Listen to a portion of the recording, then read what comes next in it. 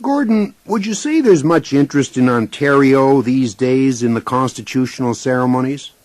Well, I have a bit of a phrase for that. I think we have courteous indifference. Aha. Good phrase. That's the way to put it. So how much feeling is there left in Ontario for the monarchy itself? There's some, but it's diminishing rather than growing.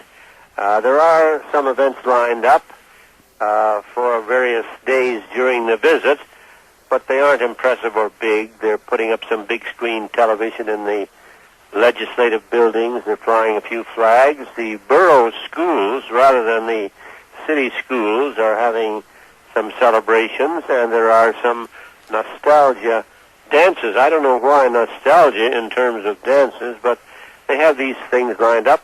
The newspapers are going all out to try and sell their special editions. Right. Speaking of nostalgia, do you remember the first time you covered a story involving British royalty? Oh, yes, I remember quite well. I remember the Prince of Wales coming in 1919. That's before I was a reporter, but there was a lot of interest in the charming boy prince and all that kind of stuff. The one I worked on first was the King George VI and Queen Elizabeth in 1939 when they visited the Roosevelts. I covered that right starting at Vancouver. Were you at Hyde Park? Yes, I was at Hyde Park when they ate the hot dogs. That was a big event there. The famous Roosevelt hot dog? Yeah. Would you say that the 39 tour was probably the most memorable royal tour we've ever had in Canada? As a Canada coast-to-coast thing, yes, but the one in the 50s, when the Queen came as Queen, the present Queen, for the first time, and landed at Quebec City, that was the most tumultuous, warmest, most beautiful reception I have ever personally seen. She landed there, and it was a beautiful autumn day, and everything went well, and the first thing was to take her through Lower Town, and the people there were so warm and excited that I've never seen the like of it before. Okay, do you expect to be, you've been involved in many royal tours, obviously. Do you expect to be in Ottawa for part of this one? Yes, I do. I'm expecting to be at the reception and some of the other events, especially the public ones. I want to see how the public reacts. Thank you, Gordon.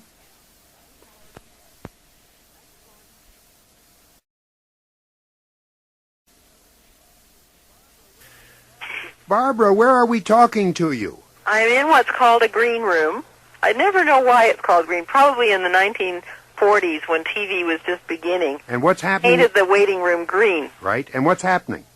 What's happening is that I'm getting ready to start interviewing for the day. Okay. Just before the journal began, you said, I've made up my mind to have fun. Are you having fun? That's a good question, as I used to say to me on the radio. It is fun. It's mostly scary, but it's also fun.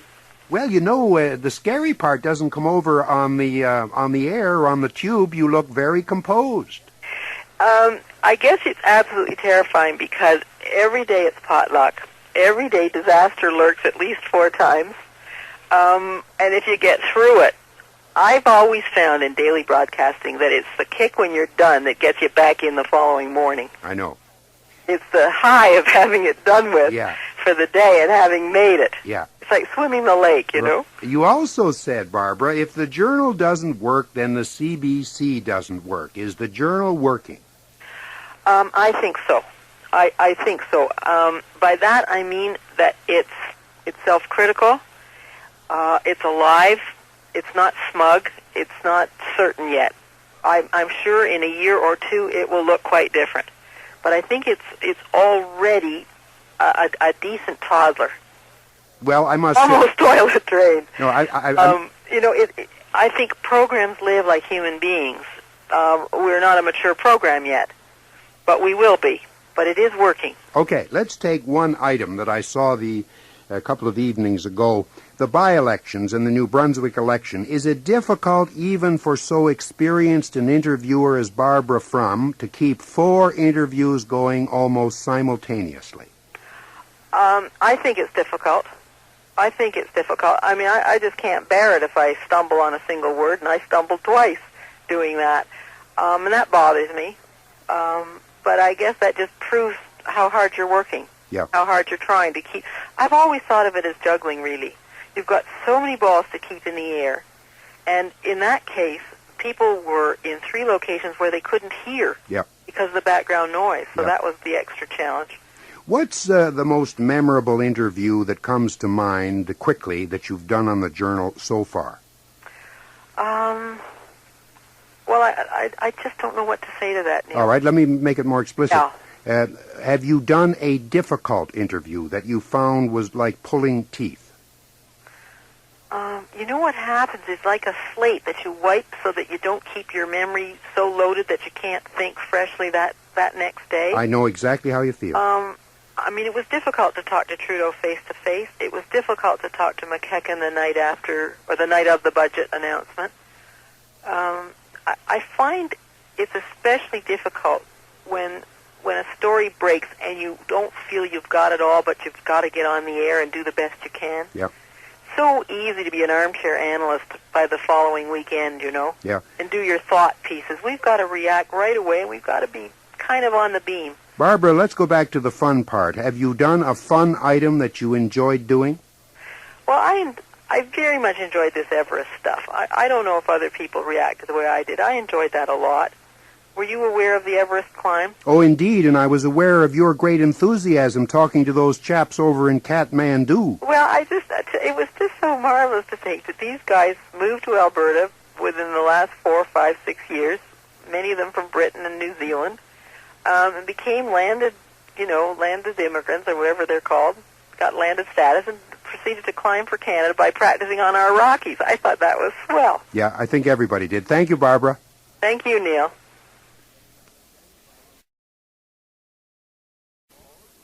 Right back with the callers. First, we're going to Dallas, Texas, where we've arranged to speak with Mary Kay Ash, founder of the Mary Kay Cosmetics in 1963. Mary Kay, that would mean you're celebrating your 20th anniversary. That's right, September the 13th. September the 13th. Do you remember that when you first came to Montreal, it was in a bad snowstorm? Oh, I certainly do. It really was. I remember that. It was the first time I'd ever been in Canada, surprisingly enough. And as we went across the country, I think the average mean temperature, and it was mean, was 53 degrees below zero, and I nearly froze. I think that was 77. I believe so. All right. How do you find Canadians as Mary Kay beauty consultants? Fantastic. Fantastic. Fantastic. They are just really great. They have so much want to and enthusiasm, and they just are just wonderful.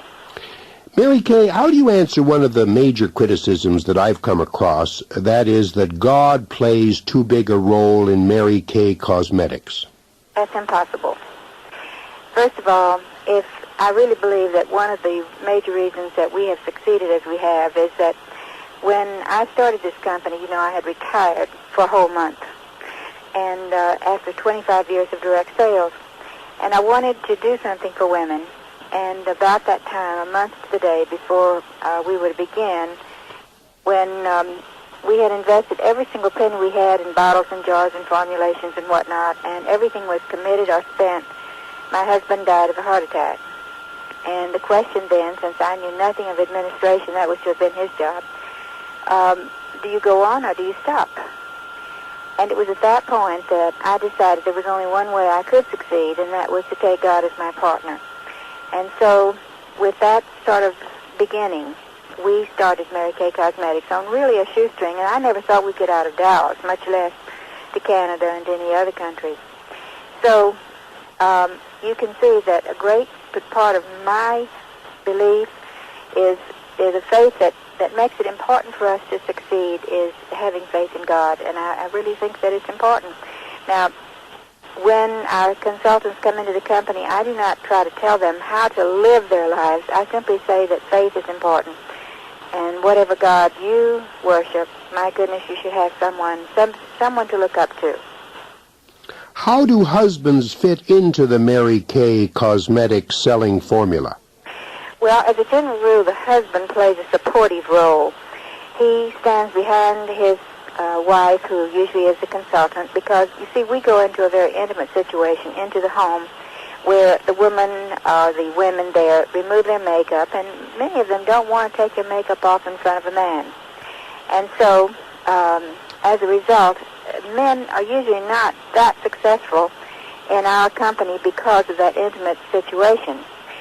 However, the husband stands behind her and helping her with her bookkeeping and helping her to keep on track and doing a lot of things that women generally just don't care that much about. Do you consider yourself a feminist? Well, first of all, let's clarify, what is a feminist?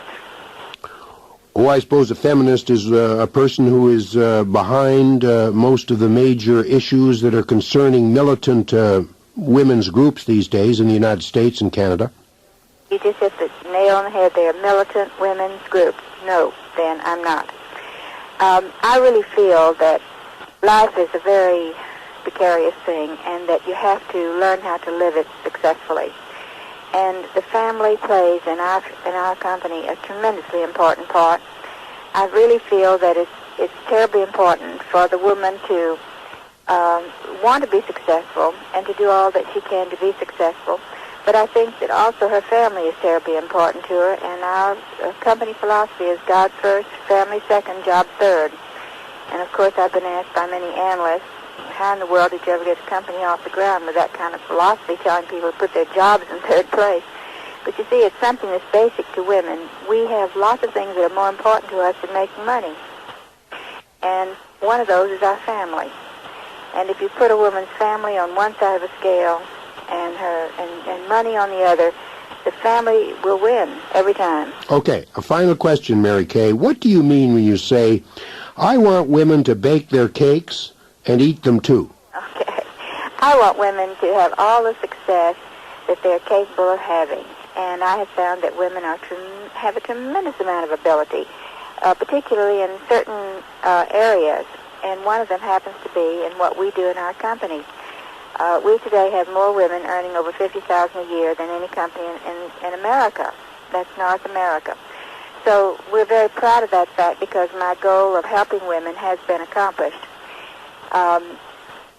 Having their cake and eating it too means I want them to have success in their careers, but I also want them to have success in their family lives and in their faith. Thank you, Mary Kay. Thank you. Mary Kay Ash founded Mary Kay Cosmetics 20 years ago this year. We spoke with her in Dallas, Texas. We are asking, would you sell household products or cosmetics from your home?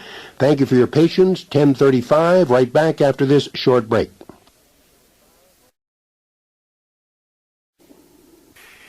Mr. Newman, what are some of the words and phrases that you'd like to see banished from the English language?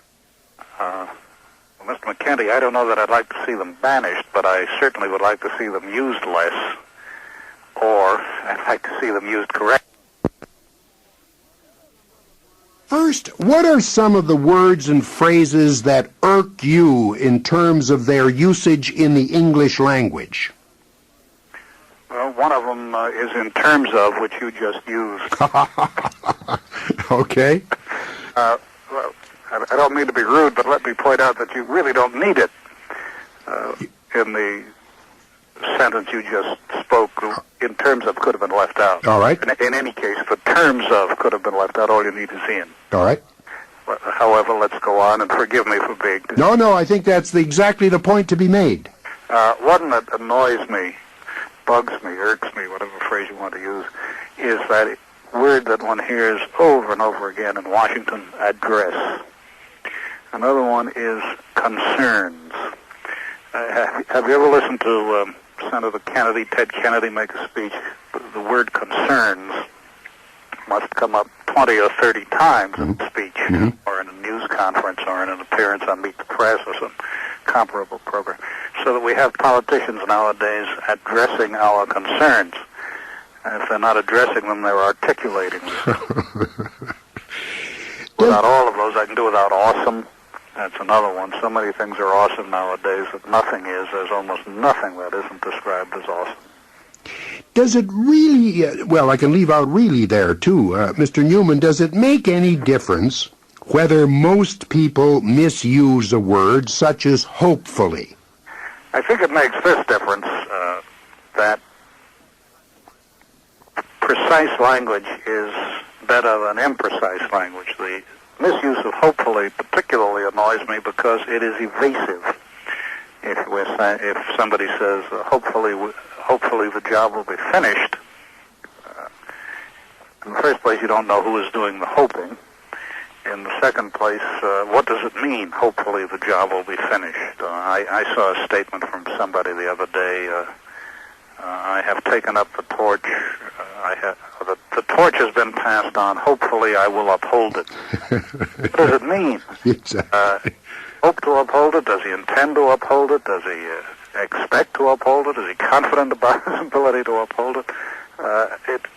It's meaningless most of the time when it's used because it doesn't tell you anything. It also destroys a perfectly good word in its proper place and use, which is hopefully. May I see you later tonight, he asked her, hopefully. Mm-hmm. Can you lend me $15, she said, hopefully. That kind of thing. Everybody understands what the meaning is. Why destroy it? Yes. I'm not saying that the nation will collapse if the misuse goes on, but I don't think it's good for the language, and I think it contributes to imprecision. Mr. Newman, we've had several callers this morning complain about the unfortunate influence of radio and television on the language. How would you assess the influence?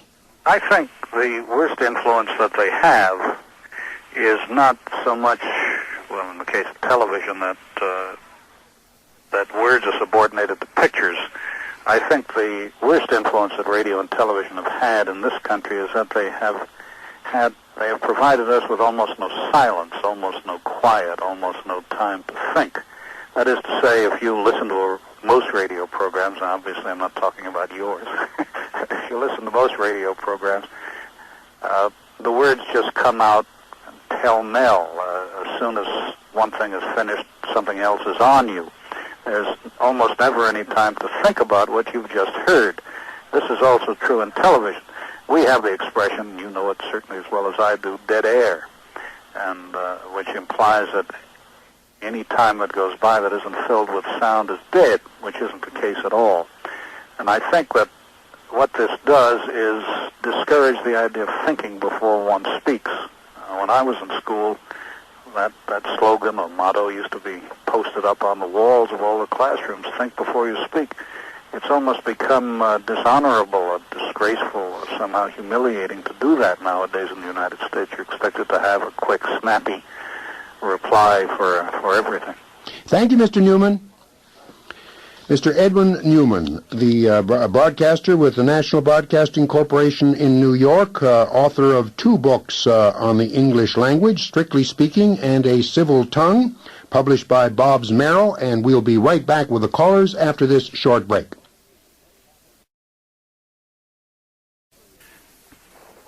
Margaret, what would you say are the major challenges for a single person like yourself bringing up 3 young boys?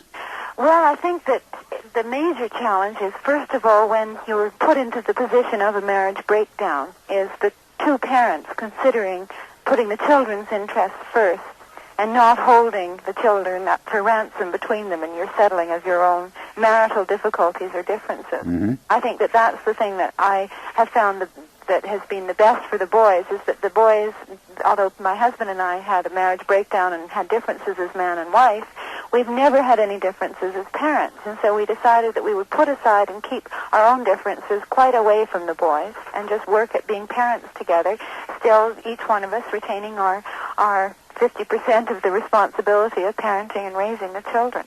So we managed to work out a system which is becoming more and more popular, called joint custody or co-parenting, where we both, neither, although legally I suppose my husband has custody of the children, in actual fact we have 50-50, where we both participate in raising them. And we have found that it's been the real solution to the whole crisis and trauma of marriage breakdown, and that we have, neither of us have lost our children because of it, which seems to happen very tragically too often.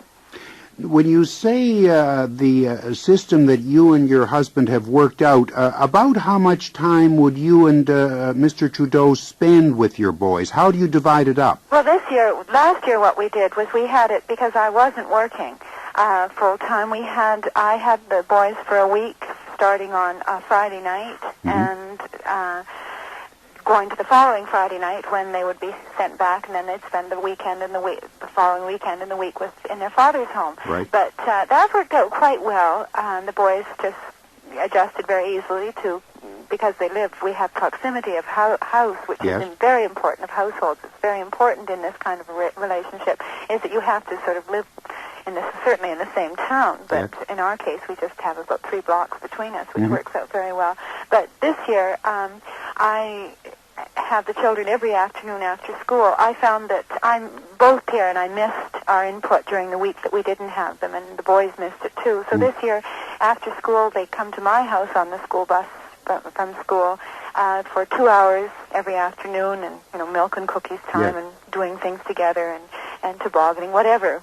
But it's just really just time between the boys and myself. I send them home to Pierre at about 5:45. The nanny has their supper ready and helps them with their piano lessons and so forth. And Pierre gets home about 6:45 and then is with them until they go to bed. So each day we're both having inputs as parents, and every other weekend, one weekend I have them the whole weekend, the following weekend he has them. So it seems about 50-50 in terms of the input we're putting into their day-to-day lives. Margaret, how would you say your activities with your boys differ from the way their father spends his time with them? He's quite an old-fashioned father. He follows very, sort of strict rules. The boys have certainly a very quality life with him. They have to spend a lot of time doing sort of very intellectually creative kind of things. Never watch television. They do a lot of snowshoeing and trekking and sports on the weekend with them. And What about reading?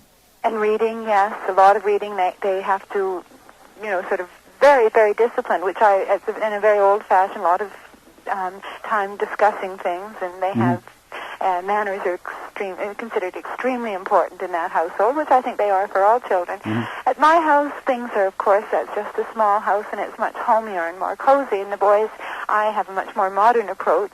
Pierre, I guess the difference in our age perhaps makes that, but the boys and I sort of are on a more equal footing, and that we all have to respect one another, but they have a tremendous amount of freedom to choose what they want to do or what they don't want to do in the life that I'm giving them. I don't think I could do that entirely without Pierre doing the other. Right. Do you think, and you've outlined it extremely clearly, do you think, Margaret, that there's a danger in this kind of separation that the children become confused? I don't think so. I think that the children, we got counseling. Pierre and I went to a family counselor who deals with the problems of marriage breakdown and what kind of structure it would be most advantageous for. And I recommend that highly to every couple when they're going through the trauma of marriage breakdown, to get outside advice on what to do, because it's a hard time, and there's a lot of bitterness and anger and confused feelings. I think that's what hurts the children. I think what children need is structure and consistency and love and security. The children, in our own situation, the children know that Mommy has one world, Daddy has the other, and they feel glad to participate in both of them. And we've never found any conflict. They know what rules work at Daddy's house and what rules work at Mommy's house, and that's it. I think that what does confuse, and we do have tremendous consistency. I mean, they do depend on us. It's not, they don't see me when I feel like it. We see each other every day. It's not on whim, as often it is with parents, separated parents, that, Daddy's coming today, or whatever. It becomes very much part of their life. I don't think the children really do find it very confusing. Of course, it's not, ideally, that you would have a family unit together, but when that isn't the case, I think this is a very good approach to it. Well, I have a final question. As you look back on the whole process of the marriage breakdown and the separation and raising your 3 boys, is it more difficult for the father or the mother? I think the mother I certainly have carried an awful lot of excess guilt from conditioning as to how a mother should be. The mother should be at home at all times with the children 24 hours a day. So in that way, when a mother is separated from her children, I think she has a lot more guilt to work out and to come to terms with than a father does, who's not used to having that kind of obligation put on him anyway. But I think that the father has to become more motherly, and the mother has to become more fatherly when you're doing it alone. And I think Pierre and I have managed to work that one out. But it's a tough one. Thank you, Margaret. You're very welcome, Neil. Mrs. Fly, what is your reaction to ABC's film The Day After? I think that ABC's film is a 2-hour, $7 million political editorial in behalf of the nuclear freeze and in behalf of disarmament in the face of the Soviet threat. I think it is intentionally designed to promote fear and hopelessness and despair and to make people believe there is no defense against incoming missiles. That is not true. America could very well build a defense against nuclear weapons, as called for by President Reagan in his speech last March 23rd. What about those who say, Mrs. Schlafly, that the film will alert people to the dangers of nuclear war? Well, I've seen the film, and that is not the purpose of the film. There is nobody in the story who says, oh, this wouldn't have happened if we had built a defensive system like High Frontier. There is not a single thought of that in the film. The film is designed to make you think that you can just need to crawl in a hole and die. How could a film like this, in a sense, weaken the resolve or the defenses of the United States when your country already has enough weapons to blow up the Russians, indeed perhaps a good part of the world? Well, that's true, but we have no defensive weapons. And the problem is that we have no way to shoot down Soviet missiles if they come at us. So what we are asking for is that ABC, under our fairness doctrine, show something which shows that we can build a defense against these weapons. It's fine to have offensive weapons to kill the enemy, but it's just as important to have a defensive shield to protect the lives of your own people. Is it military doctrine in the United States that it's possible within a reasonable time to build a defensive system against intercontinental enemy ballistic missiles? Yes, it is. It's not the prevailing doctrine, but it is the doctrine that President Reagan unfolded on his March 23rd speech. And we know, of course, that it is completely possible because the anti-ballistic missile system was tested and ready to go in the mid-1960s. So our belief is that if the United States can send a man to the moon, we can certainly figure out a way to defend ourselves against incoming missiles. Obviously, we have the wealth, the technology is there. It is the same technology as the space shuttle that we all saw on television.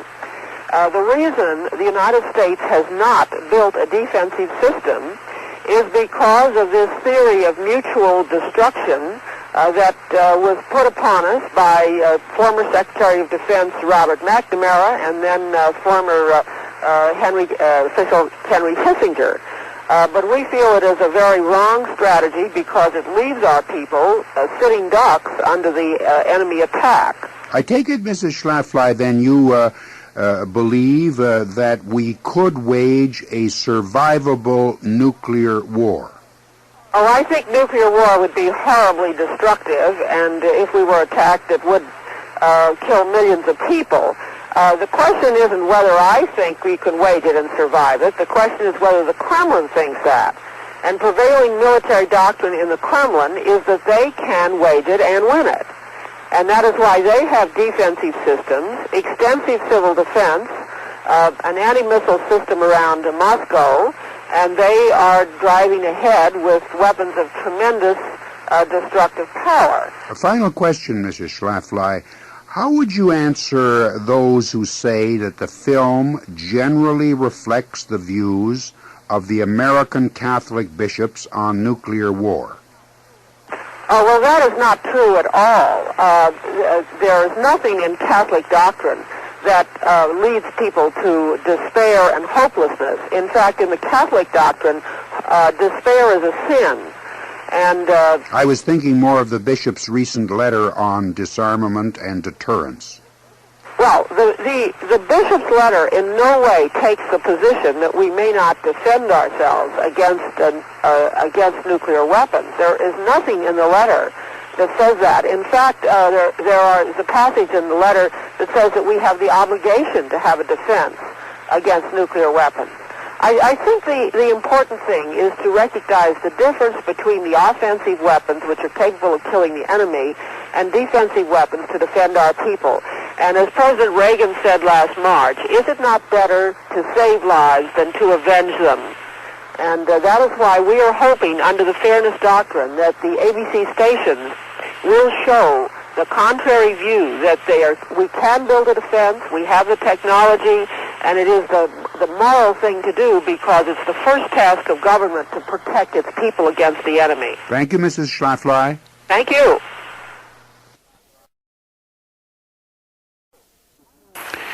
Dr. Calderon, how soon should parents begin talking with their children about sex?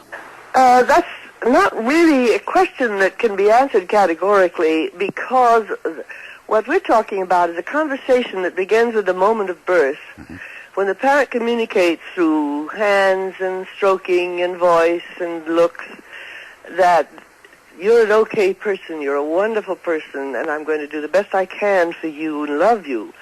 Well, this goes on all through infancy. If it's a boy, the baby has been having erections in the uterus right from, for 3 or 4 months previous to birth. So that the sexual response system is already functioning like all the other systems in the body. The reproductive system won't begin functioning for 12 years yet. We have 2 distinct systems. And just as we serve the other systems in the body, we feed food that won't overload the digestive system and so forth, and we give enough water and all of these things, we must serve the needs of the sexual response system, which is to be accepted and to be socialized in a way that will keep the child feeling, this is mine, I'm in charge of my body and all its pleasures and all its feelings and so forth. But I also am learning where to put my bowel movement, where to put my urine, because to be socially acceptable, that's what you learn. And I also will learn where these things are acceptable and appropriate in my room, privately, by myself. I wonder, Dr. Calderon, if I could move on a bit to ask, what are some of the questions that children might indeed ask about sex, say between the ages of 6 and 12? 3 or 4 examples. Well, if they have had the kind of upbringing I'm talking about, they will ask everything and anything, and they will want to know and should know. Child psychiatrists now say that any question about anything sexual, whether it's diseases or whether it's homosexuality or whether it's masturbation or whether it's intercourse, whatever, if they have had the right preparation during their infancy, during their 3 and 4 and 6-year-old times, they will have the basis already for knowing that this is a part of life that I can understand. Well, let's Then the child psychiatrists, all of them, the leading ones, say, every piece of information you can feed into your child during the period before puberty, he must or she must have, otherwise you won't be in communication with your child during the difficult pubertal years when it's experiencing these things. Let's take the question of masturbation. How should parents deal with that? Well, I started that, and about the age of 18 months, the little boy, the little girl have both discovered the genital pleasure centers. It's shocking to many people, even though they experienced it themselves when they were little because they were punished for this. Instead of punishment, the right thing to do is to pick up your baby, your child, and say, this feels good, it's meant to feel good, but it's also something people like to be very private, so when you feel this way, just go into your room and close the door. Now, there are a lot of questions before 6 on why does my penis stand up, don't I have a penis, and things like that. They must be answered simply and truthfully by the parents. Then, during the ages 6 to 12, the child will know that masturbation is part of living, that it's part of getting to know your own body well and intimately and comfortably, and therefore will not go feeling terribly upset or frightened or guilty or any of the wrong things to be associated with sex. Dr. Calderon, what about the arguments of those who say that these kinds of discussion, this kind of attitude, is too permissive and will stimulate children to engage in sexual activity prematurely? Exactly the opposite happens. The less anxiety children have, the more information they have, the more comfortable they feel about the appropriate kinds of behavior in privacy and involving only yourself, the better off they will be and the less they will be tempted to experiment later on. A girl who has been brought up this way will not fall for a boy who says, if you love me, you'll do it, at the age of 14, which is the prime line. They will not fall for this. And in schools, 2 schools in Baltimore were compared. One had sex education, one did not. And the children in the group in the school that had sex education, the teenage pregnancy rate was way, way down. Thank you, compared Dr. to the other school. Thank you, Dr. Calderon. Thank you.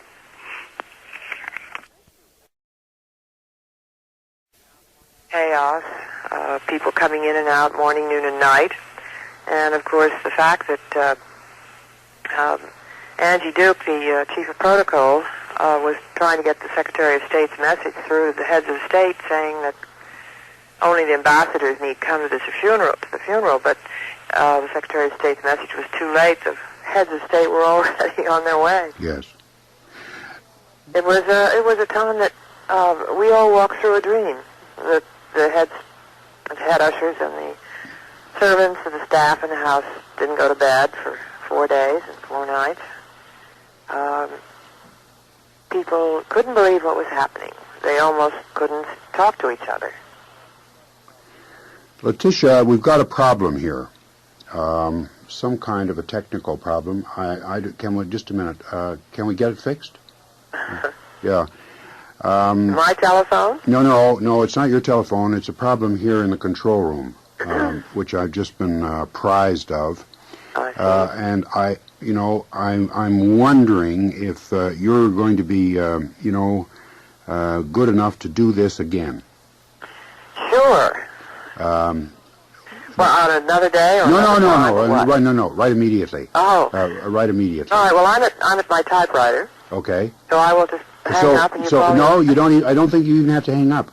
I think we can just hang on rather than hang up. And I really feel badly about this because this is not easy for you. And but we do no. Just hang on for just a second while I talk to my producer. Yeah. Yeah. Yeah. Can you hear me? Okay. Yeah. Yeah. I think we've got the thing fixed. We're all set. Yeah. Okay.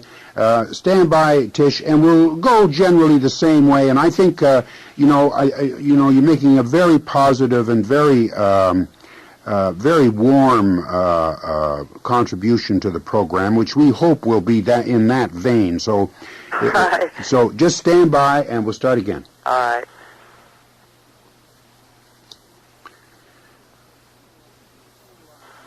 Tish, could you give us a little idea what it was like working for President Kennedy in the White House? Well, he was an extraordinary man. I think he was more loved by his staff than any president probably in history, although I don't know how George Washington and Thomas Jefferson's staff felt about them.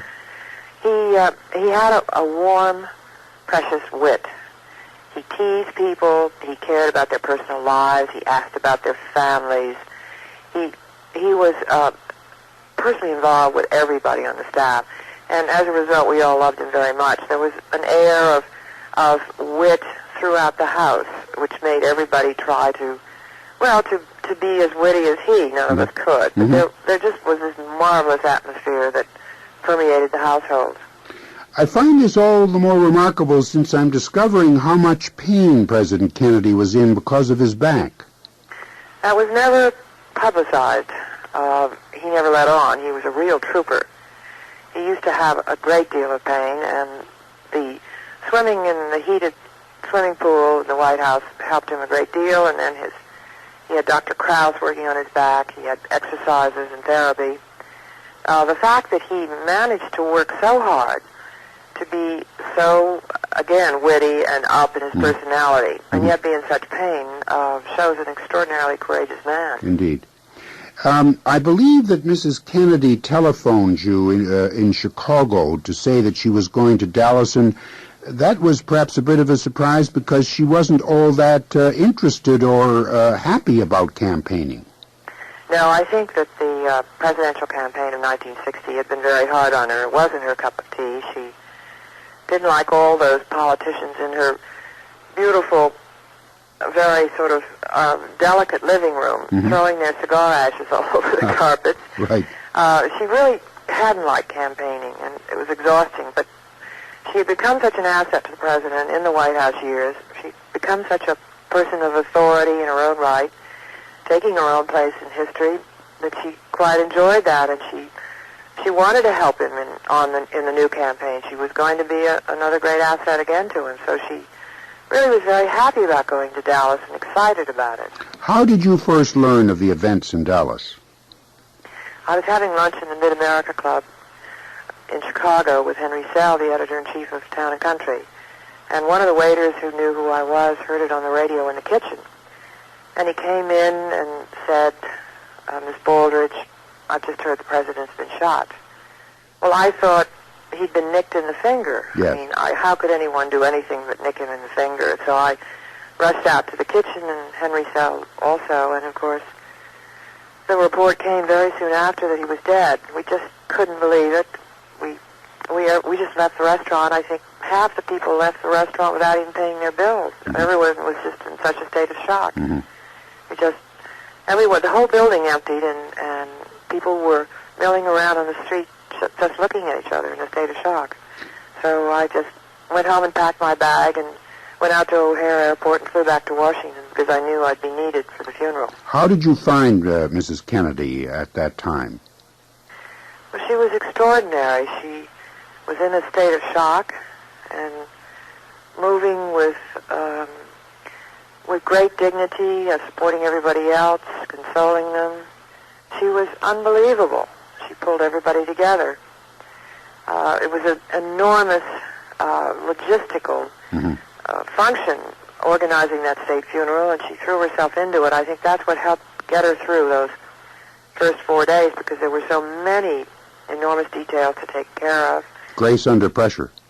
That's right, and of course the heads of state from many countries came, and she had to greet them and see to it that they were well taken care of. It was a logistical feat to do that.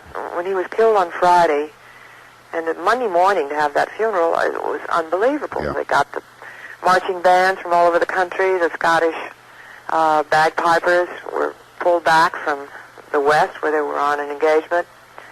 All the military, the details right down to the riderless horse with the boot on the saddle. Yep. People will never understand how much work that entailed, but what it meant was that hundreds of people were working night and day starting Friday night on that funeral. Yeah. A final question, Tish. Of the memories, the happy memories you have of the President and Mrs. Kennedy with their children, what one comes to mind, and where would it be? Would it be in Washington or Hyannis or West Palm or... I think in the White House. There was... The children were, and Mrs. Kennedy and the children were such a welcome relief for him from the worries of state.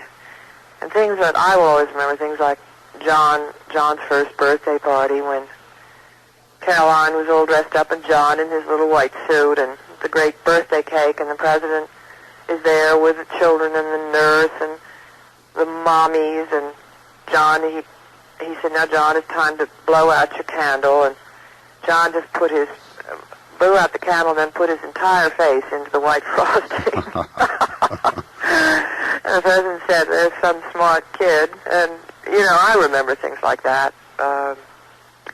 He was a very loving father. Loved to be with his children. Always had them in the office. When the Caroline's playgroup was going by, he'd see them going out on the south lawn down to the lower part of the lawn, and he'd open the doors of his office and call to them, and they'd come in and he'd give them all a hug, and he was a wonderful guy. Thank you, Tish. Nice to talk to you. Thank you.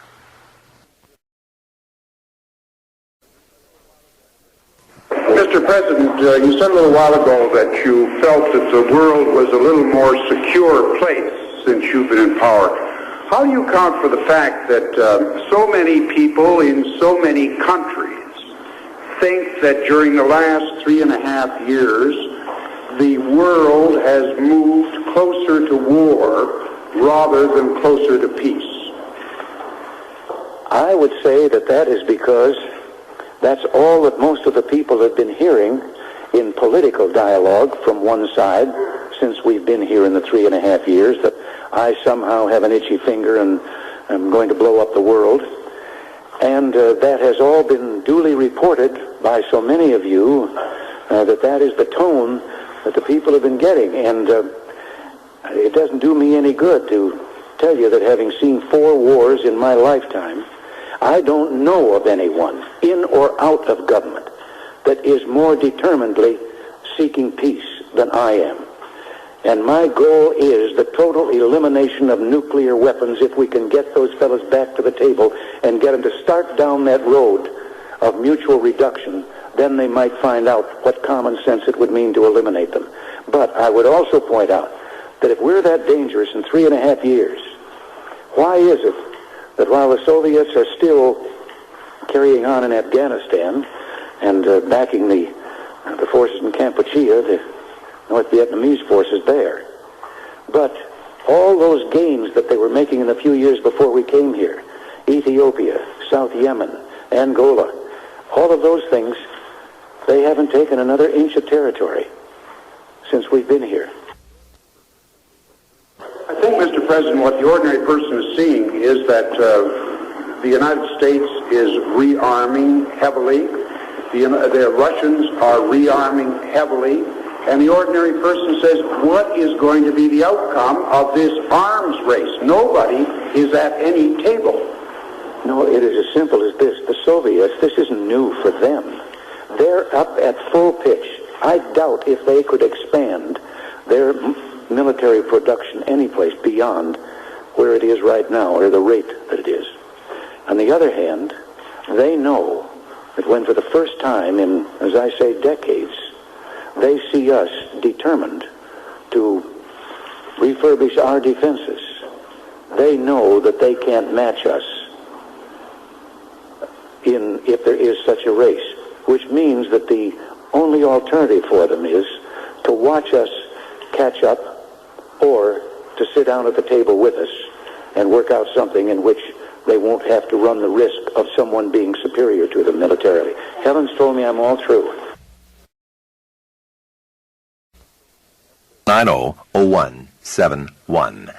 At 16 minutes before 9 o'clock, Montrealers are talking today, at least a lot of us here at CJAD are talking about a special performance, a surprise guest performance on President Reagan's press conference last night. As it came to an end, and President Reagan was about to say farewell to the press corps there, a familiar voice shouted out or blared out of the background, and I have that voice with us now from Washington. Neil is on the line. Neil, good morning. Morning, George. How you doing? I'm in great shape.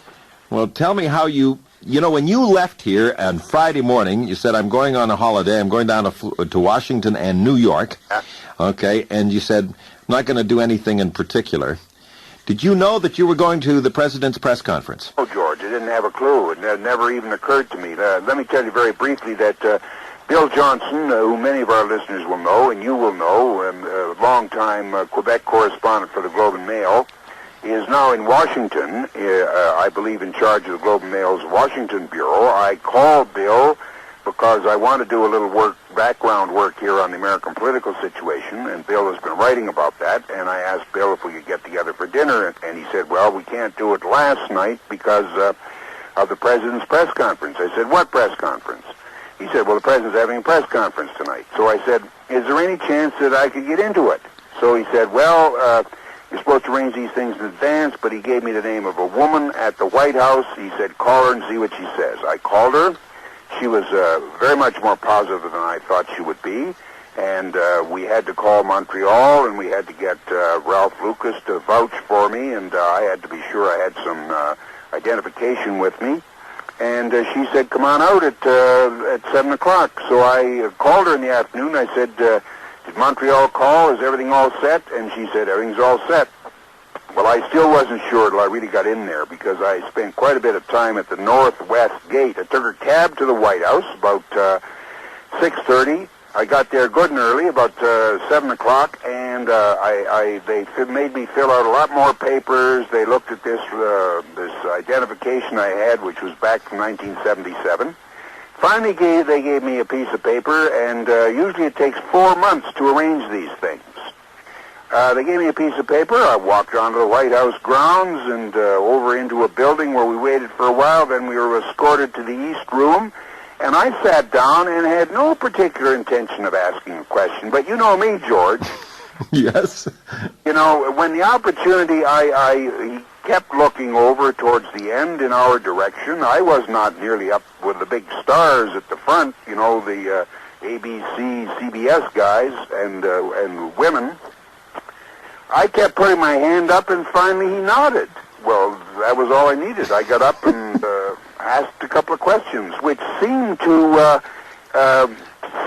me to nettle him just slightly. Yeah, that's the reaction I understand that was very apparent with the president, because he usually only answers questions that are given by the regular White House correspondents, and certainly you don't have those type of credentials. No, I don't. And he apparently, or someone overheard him say, I didn't, as he was leaving, that he was not happy with the two questions.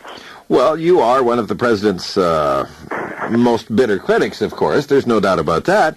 But I have to give you marks for at least standing up for the things that you have always espoused on the air. And of course, I didn't give him the questions in any, vitriolic way. I was, I hope I sounded polite. It was the President of the United States, and I asked him questions that really concerned me and have for a long time. Well, I guess that's the very basis of it, isn't it? What I wanted to know was, what type of security do they have other than the check that they made of you? Did they find out? Did they check with the RCMP? Does the FBI look after you? No, George, in view of what's happened and what we hear about security and what we hear Mr. Reagan talking about anti-terrorism, you know, I don't want to be alarmist this morning, but I went through that checkpoint at the northwest gate of the White House, but as far as I can tell, I could have had a small gun in my pocket, and nobody asked me about it, nobody frisked me, nobody checked with the RCMP, and I just simply could have had a gun in my pocket. I don't want to stop now anybody else like myself getting into press conference, but I didn't find the security that tight.